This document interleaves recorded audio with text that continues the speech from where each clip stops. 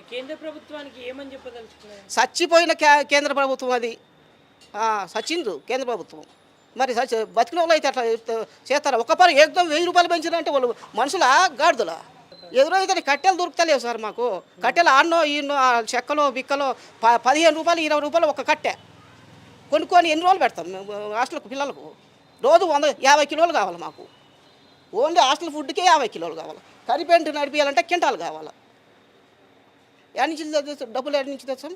5 రూపాయలు పెంచినందుకు జనాలు 5 రూపాయలు పెంచిండ్రా కట్టెల పొయ్యి మీదనే కదా చేసేది మీరు. కట్టెల పొయ్యి మీద మరి కట్టెలు కూడా దొరకాలి కదా. దొరకాలి, వాళ్ళకి తెలియదు, జనాలకు తెలియదు కదా సార్.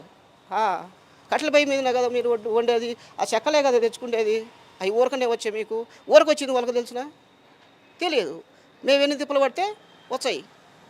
మరి హాస్టల్లో ఉండేటువంటి విద్యార్థులు ఫోర్స్ చేయట్లేదు, మరి మాకు తొందరగా టిఫిన్ కావాలి, లంచ్ కావాలి, డిన్నర్ కావాలి. మేము 4:30కు 4 గంటలకు లేస్తాం సార్. రాత్రి లేచి 7 వరకల్లా టిఫిన్ కానీ రైస్ కానీ వాళ్ళకి బాక్సులకు కానీ అందియాలి. అందియకుంటే ఆ రోజు 100-200 కట్ చేస్తారు వాళ్ళు. వాళ్ళ నెల రెంట్ కడతారు చూడు. ఆ రోజు టిఫిన్ అందకుండా ఫుడ్ అందకుండా 100-200 కట్ చేస్తారు. ఏం చేస్తాం?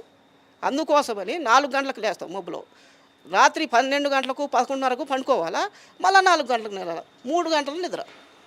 అదే గ్యాస్ సిలిండర్ ఉంటే కనుక 5:30కు 6కు లేచినా కానీ 1 గంట కల్లా అర్ధ గంట కల్లా తీసి పారేస్తాం. ఈ మండేది లేదు కట్టెలు.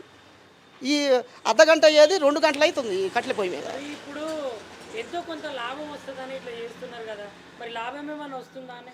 ఏడవుతుంది లాభం వచ్చేది మీకు? మీ ఇదంతా బాధ ఎందుకు? సంతోషంగా చెప్తా కదా. అన్నీ ఆయిల్ పెంచిండ్రు, అన్నీ ఉప్పు పప్పు చింతపండు అన్నీ పెంచి పారేసిండ్రు.